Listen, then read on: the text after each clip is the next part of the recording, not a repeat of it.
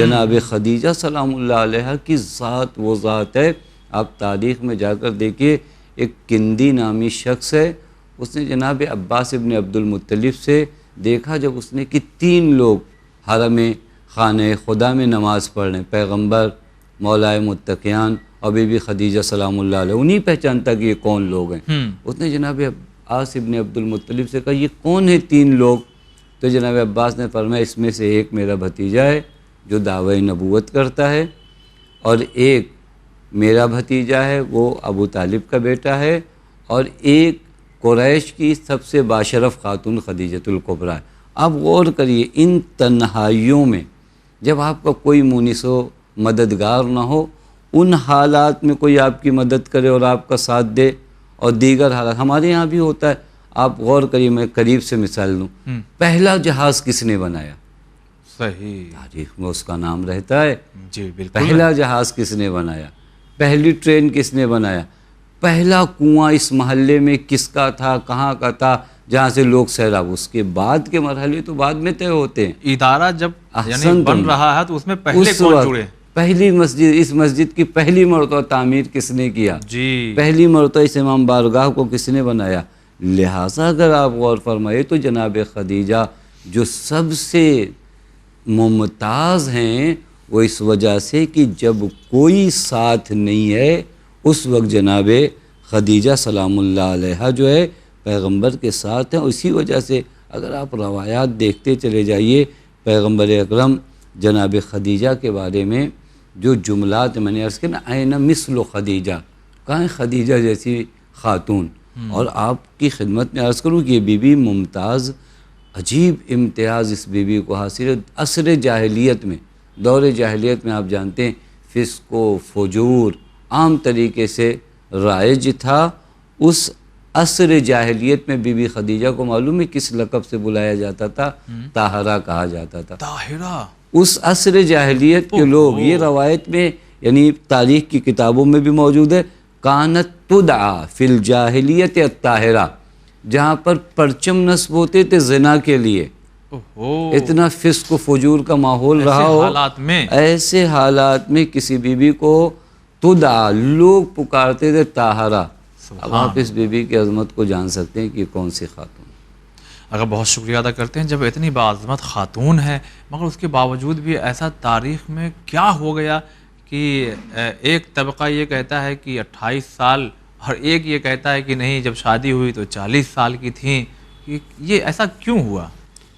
دیکھیے، یہ بھی بی بی خدیجہ سلام اللہ علیہ کے عظمت کو اور مقام کو کم کرنے کے لیے، چونکہ اس طرف سے شدت کے ساتھ پیغمبر فرماتے ہیں عین مثل خدیجہ، بہانے بہانے سے جناب خدیجہ سلام اللہ علیہ کو یاد فرماتے ہیں. جی، ذرا بھی کوئی ایسی ذات، ایسی خاتون آئی جو جناب خدیجہ سے کسی بھی طرح سے وابستہ رہی تو پیغمبر نے اس کے ساتھ زیادہ نیکی کے ساتھ برتاؤ کیا. یہ وہ چیزیں تھیں جو در حقیقت دشمنان اسلام کو جناب خدیجہ کی نسبت متنفر کیے ہوئے، اور ایک پوری سازش رچی گئی. اور اس بہانے میں اب جناب خدیجہ کے کردار میں تو کوئی حرف نہیں لا سکتے. میں نے عرض کیا کہ کانت فی الجاہلیہ تدعا طاہرہ، ایام جاہلیت میں جس بی بی کو آپ طاہرہ کے لقب سے لوگ پکارتے ہوں، اس بی بی کی زندگی میں آپ کہاں سے عیب لاؤ گے؟ تو پھر اس کے بعد یہ ہوا کہ نہیں، جس وقت پیغمبر سے شادی ہوئی تھی آپ کی عمر 40 سال تھی، آپ پیغمبر سے بڑی تھیں، آپ کی اس سے پہلے شادی ہو چکی تھی. اس طرح کے جو جملات ہیں، میں عرض کروں کہ ہم افواہوں پہ زندگی نہ جئیں. تاریخ موجود ہے، کتابیں موجود ہیں، آپ کتابوں میں مطالعہ کریے. حتیٰ علماء عامہ نے بھی ان روایات کو نقل کیا ہے جو بی بی سلام اللہ علیہ کے ازدواج کے سلسلے سے ہے. بعض علماء عامہ نے لکھا، یہ جملہ میں خاص کر نقل کر رہا ہوں کہ ان النبی تزوج بہا وکانت اورا، جس وقت نبی نے بی بی سلام اللہ علیہ سے شادی کیا آپ غیر شادی شدہ تھی، یعنی آپ کی شادی اس سے پہلے نہیں ہوئی تھی. یہ وہ مرحلہ ہے جہاں پر یہ جا کر اپنی کتابوں میں ملاحظہ کر سکتے ہیں. اور پھر اس کے بعد بعض جگہوں پر ہے ثابت شدہ امر ہے کہ بی بی سلام اللہ علیہ کی شادی بعثت سے 15 سال پہلے ہوئی، اور آج شب وفات بی بی یعنی 10 بعثت کو بی بی کی وفات واقع ہوئی، 15 سال وہ 25 سال یہ، اور پھر جو پوری عمر لکھا ہے بی بی سلام اللہ علیہ کی وہ 50 سال. تو آپ ان دونوں چیزوں کو اگر ملائیے تو ہین زواج یعنی شادی کے وقت بی بی سلام اللہ علیہ کی عمر 25 سال ہے، یا اگر بہت بڑھ جائیں بعض تاریخ کی کتابوں میں تو 28 سال ہے. میں ناظرین سے وہ جو اردو زبان سے زیادہ عربی وغیرہ بھی جانتے ہیں، وہ سید مرتضیٰ عاملی نے بہترین کتاب جو ہے سیرت النبی کے نام سے لکھی ہے، جو کافی جلدوں میں اور کافی بڑی کتاب، بہترین تحقیق ہے. کم سے کم ان کتابوں میں جا کر ملاحظہ کریں. یہ افواہیں تھیں جو بی بی سلام اللہ علیہ کی عزت اور اکرام اور احترام کو کم کرنے کے لیے بیان کیا گیا، لیکن ظاہر سی بات ہے جسے خدا عزیز کرے کائنات میں کوئی اسے ذلیل نہیں کر سکتا. اور اگر ہمیں، حالانکہ ہم لوگوں کو یہ چاہیے کہ ہم بہت زیادہ اس پہ ڈیبیٹ نہ کریں کہ کتنے سال کی تھیں، بلکہ جیسا کہ آپ نے اشارہ دیا ان کی خصوصیات ہم جاننا چاہیے کہ جو پیغمبر کی پہلی زوجہ ہوں ان کے اندر کوالٹی کیا کیا ہے. یہی ہمارا سوال بھی ہے، آپ بیان کر دیں. بہترین چیز ہے اگر جناب خدیجہ، میں نے عرض کیا کہ ان افواہوں میں ہم زندگی نہ گزاریں. ہم آئیں، یہ ذات ہمارے لیے نمونۂ عمل ہے، یہ ذات ہمارے لیے رول ماڈل ہے کہ ہم اپنی زندگی کو کس طرح گزاریں. ہم جناب خدیجہ سلام اللہ علیہ کی زندگی کے ان پہلو کو جس کی جانب آپ نے اشارہ کیا وہاں زیادہ گفتگو کریں. میں عرض کروں اگر خصوصیات حضرت خدیجہ سلام اللہ علیہ گنانا ہو تو سب سے پہلی خصوصیت میں جناب خدیجہ کا ایمان بیان کروں گا. وہ ایمان جو جناب خدیجہ کے پاس ہے، کائنات میں اس طرح کا ایمان کم دیکھنے کو ملے. ایک ایمان راسخ، ایک وہ ایمان جو مشکلات میں آ کر ختم نہیں ہوتا، ایک وہ ایمان سختیاں بڑھتی ہیں تو ایمان اور جلوہ کرتا ہے. قرآن کہتا ہے ان الذین قالوا ربنا اللہ ثم استقاموا.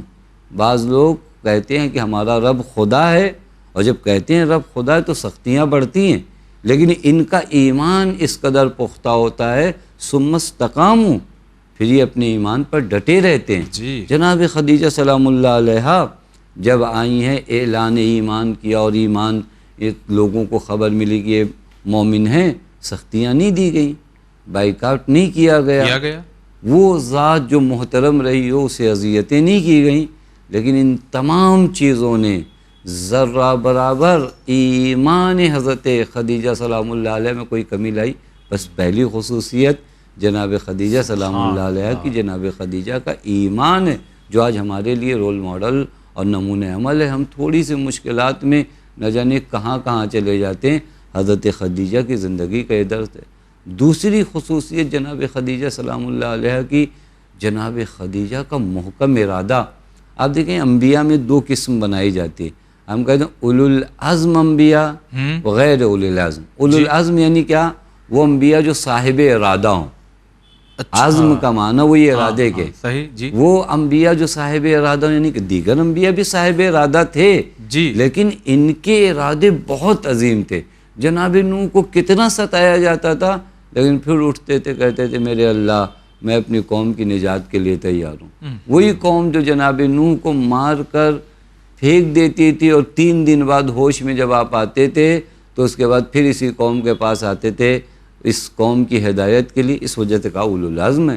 وہی ابراہیم اتنا ستایا گیا، لیکن اس کے بعد جناب ابراہیم علی نبینا و علیہ الصلوۃ والسلام کے ارادے میں کمی نہیں ہے. جناب خدیجہ سلام اللہ علیہ کی ذات کو بھی اگر آپ دیکھیں، وہ عزم، وہ ارادہ جو کائنات میں جناب خدیجہ سلام اللہ علیہ کے پاس تھا، واقعاً یہ ارادہ بدل دینا چاہیے تھا جب مشکلات بڑھی ہیں.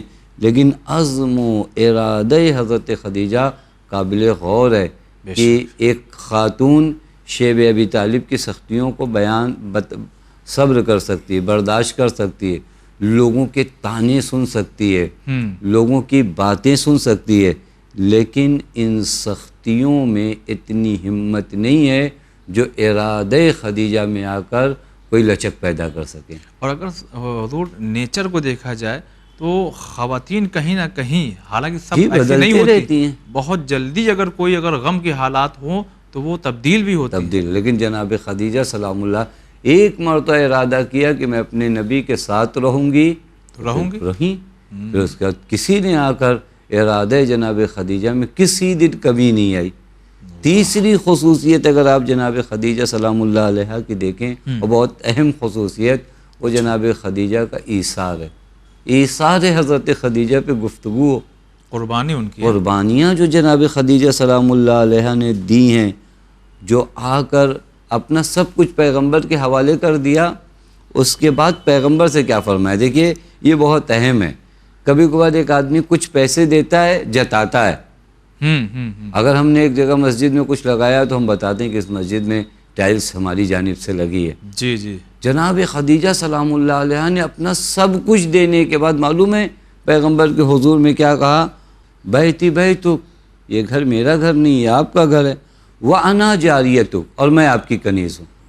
یہ دیکھیں اتنی قربانیاں دینے کے بعد ایک ذات آتی ہے ایثار کے اس مرحلے پر آتی ہے، جو آ کر کہتی ہے یا رسول اللہ میرا کچھ بھی نہیں ہے، یہ سب کچھ میں آپ کے حوالے کرتی ہوں اور میں خود بھی آپ کے حوالے ہوں.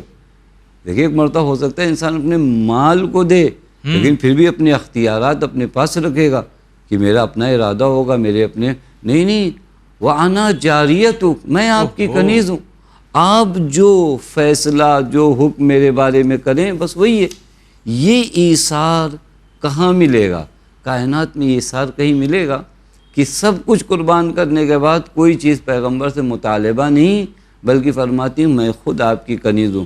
تب جا کر پیغمبر فرماتے ہیں اشتاقت الجنت الی اربع، 4 خاتون ہیں جن کی جنت مشتاق ہے.